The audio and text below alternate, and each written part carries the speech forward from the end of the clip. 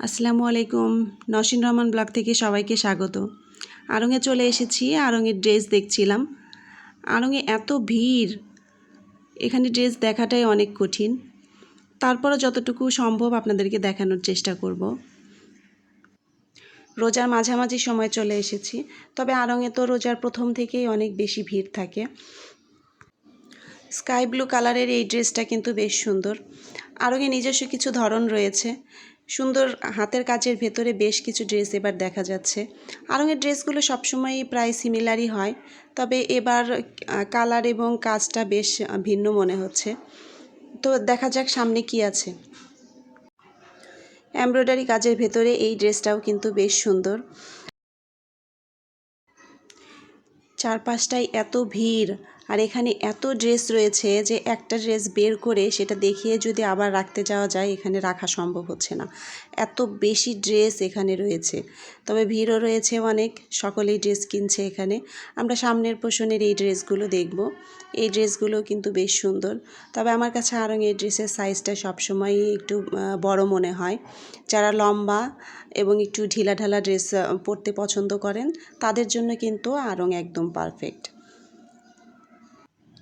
আড়ংয়ের ড্রেসের দামগুলো কিন্তু ভিন্নতা রয়েছে। এক একটা ড্রেসের দাম এক এক রকম।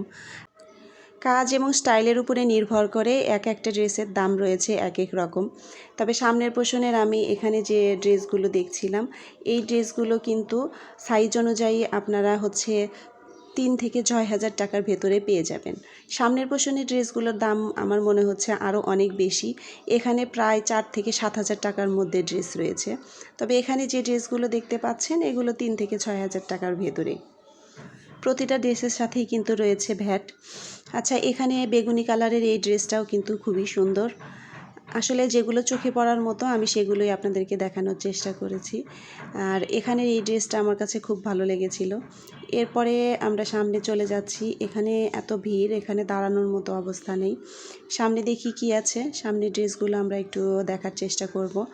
এখানে যে কালারগুলো আমার কাছে খুব বেশি ভালো লাগছে, সেগুলোই আমি বের করার চেষ্টা করছি। ইয়েলোর ভিতরে বুকের সাইডের এই কাজটা কিন্তু খুবই সুন্দর। এই ড্রেসটা পরলেও বেশ ভালো লাগবে। এপাশের এই ড্রেসগুলোও বেশ সুন্দর, চোখে পড়ার মতো। আড়ংয়ের ড্রেস যারা পরেন তারা তো জানেনই, ড্রেসগুলো পরলে অনেক ভালো লাগে। এখানে বেশ কিছু ড্রেস রয়েছে। আসলে সবগুলো ড্রেস এভাবে ধরে দেখানো তো সম্ভব নয়। আচ্ছা, আমরা সামনের দিকে যাই। এখানে এই পিঙ্ক কালারের ড্রেসটাও কিন্তু খুবই সুন্দর। আসলে কালারটা খুব সুন্দর। এবং এখানে বেশ কিছু ড্রেস আমি দেখতে পাচ্ছি যেগুলোর কালারটা খুবই সুন্দর। কালার এবং হাতের কাজ কম্বিনেশনটা খুবই সুন্দর। এখানের এই ড্রেসগুলোও বেশ সুন্দর, গলার দিকটা বেশ ভারী কাজ করা। আমরা সামনের দিকে চলে যাই। সামনের দিকে কি আছে দেখি।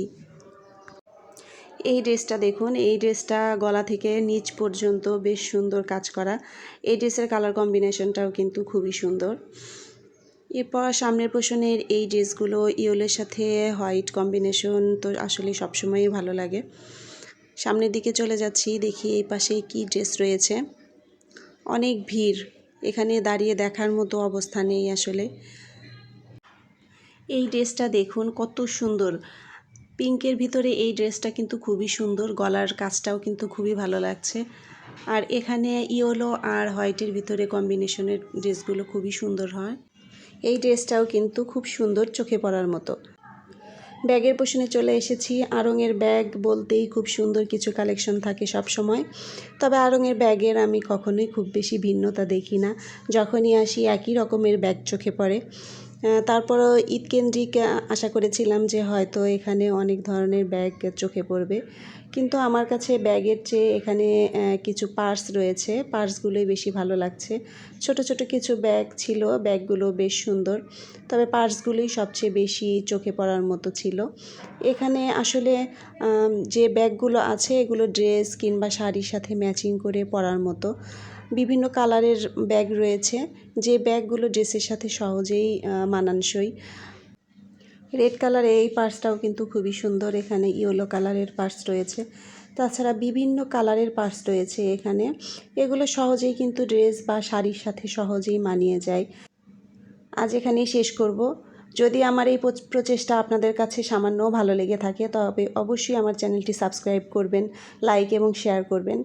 আর সকলে ভালো থাকবেন, সবার জন্য দোয়া রইল, আমার জন্য দোয়া করবেন। আল্লাহ হাফেজ।